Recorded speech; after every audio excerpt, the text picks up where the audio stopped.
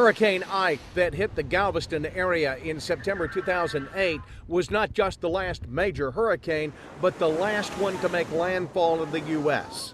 That may change this year. Forecasters at Colorado State University released revised predictions for this year's hurricane season. And although lower, it's still expected to be an active season because the Pacific is in what's called a neutral position.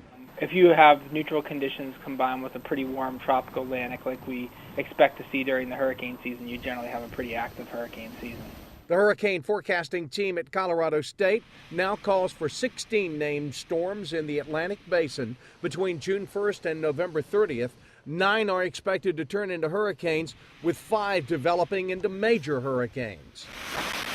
But no one can say where they'll hit. Whether they hit land or not, it's got to do with the weather along the east coast of the United States. So we can't look to the Pacific for that. This is really all about how many storms are going to form. Last year, the Colorado State team forecast 18 named storms. There were actually 19. 12 became hurricanes when 10 had been predicted. And their prediction of 5 major hurricanes in 2010 was spot on. Chris Clacken, NBC News.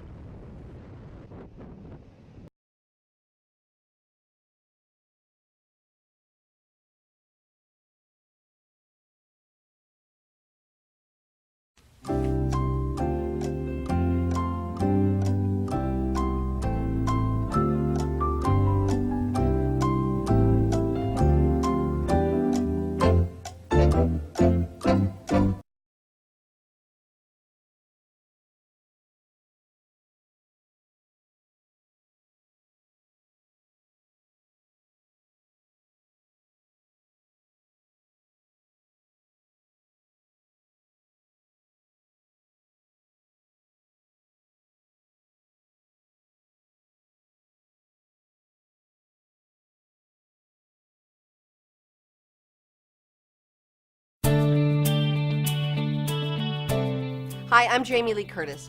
You already know the essential items for an emergency kit.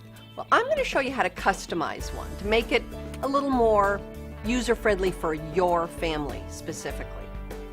Here's a key item that nobody talks about. I think you should have a picture of your family in your kit. For young children, it's incredibly comforting for them to be able to have a picture in case the dad's at work or the mom's at work or the siblings at school. Really important to have a family picture that they can look at. You can talk about it and say, everybody's fine. Here's daddy, sister, brother. So I like to keep a picture of my family.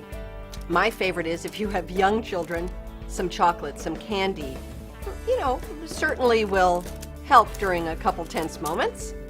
Also some games. I think is very important. Children are going to have a lot of time and you're going to want them to be able to be occupied. Playing some card games is good. Another favorite, rechargeable flashlights. I give these to all my friends and family. You plug them in, and then when the lights go out, they illuminate, and immediately your house, which could be dark, is now lit. Call me crazy? Dental floss. You also might want to have something as simple as almonds or chips or something that you and your kids might enjoy having. I live in earthquake country, and one of the things you are taught right away is that there's going to be a lot of broken glass, naturally. So I suggest really solid shoes for every member of your family. People can just slide them on and protect their feet. We talked about these sort of harder kits, which you can keep in your basement, in your garage, in your car. I personally like mobile emergency kits, which you can just sling on your back, and it can keep your rain poncho, your flashlight, your radio, your food, your prescriptions. Really easy. Throw it on your back and off you go.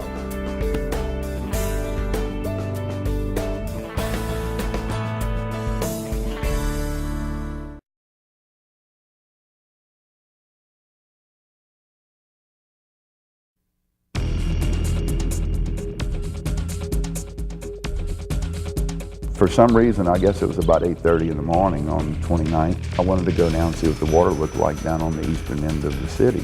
I think it was something that I wanted to witness for myself and document, because, you want to say that you'll never see something like that again, but you don't know. I got, 2 or 3 blocks away from City Hall, and you could see the water making its way across the road. You know, it was only about 6 inches deep, but I mean, we're talking 200 or so yards away from the waterfront. You know, that just really scared the daylights out of me. Look at that water, how fast it's coming across that road. And that's about the point whenever I figured, you know, I better turn around and get back to City Hall. This is pretty much where I stayed for the duration of the storm. Was able to film right outside of this window, and it just provided a good bird's eye view. What I would do is I would just stick my head out a little bit right here and film down the street. And as we're looking at all this debris, we're trying to figure out where it's coming from.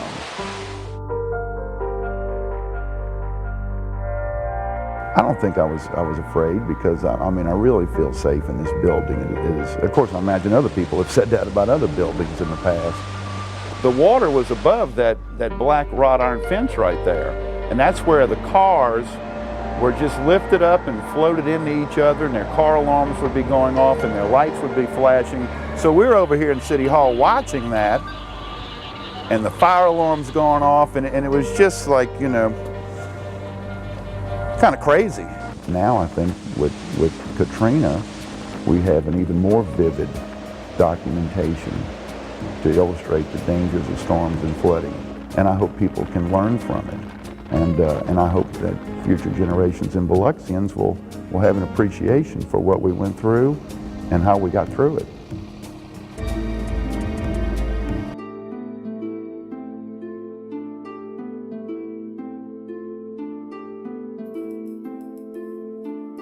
It's coming.